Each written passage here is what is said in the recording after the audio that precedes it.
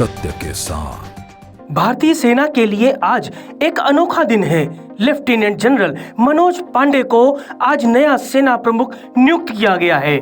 वे मौजूदा सेना प्रमुख जनरल मनोज मुकुंद नरवणे का स्थान लेंगे, जो इसी महीने 30 अप्रैल को रिटायर हो रहे हैं। Lieutenant general Manoj Pandey national defence academy के पूर्व छात्र हैं। उन्हें दिसंबर 1982 में corps of engineers the Bombay sappers में कमीशन मिला था।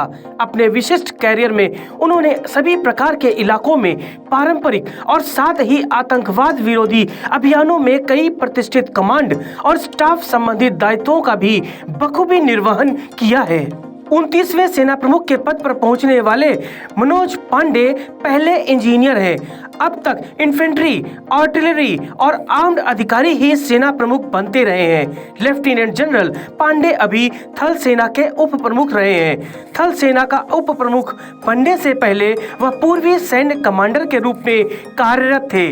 उन्होंने जम्मू कश्मीर में ऑपरेशन पराक्रम के दौरान नियंत्रण रेखा पर इंजीनियर रेजिमेंट की भी कमान संभाली।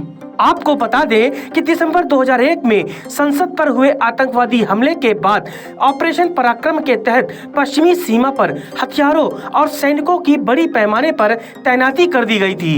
इस घटना के वक्त भारत और पाकिस्तान के बीच युद्ध के हालात बन गए थे। लेफ्टिनेंट जनरल मनोज पांडे ने जम्मू कश्मीर में ऑपरेशन पराक्रम के दौरान नियंत्रण रेखा के पास इंजीनियर रेजिमेंट की कमान संभाली।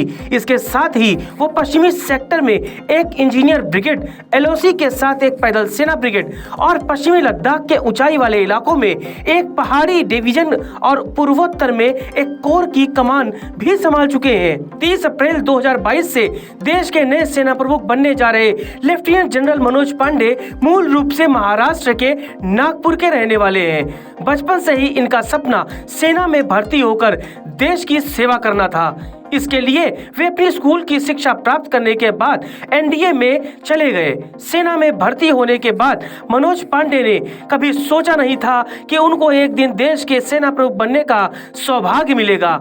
हमेशा से ही मनोज पांडे की गिनती एक तेज तर्रार सेना के अफसरों में होती रही है। टीवी न्यूज वायरस समूह भी देश के नए सेना प्रमुख मनोज पांडे को बधाइयां देता है और उम्मीद करता है कि भारतीय सेना के पराक्रम का यह सिलसिला बदस्तूर जारी रहेगा। Bureau report, TV news virus.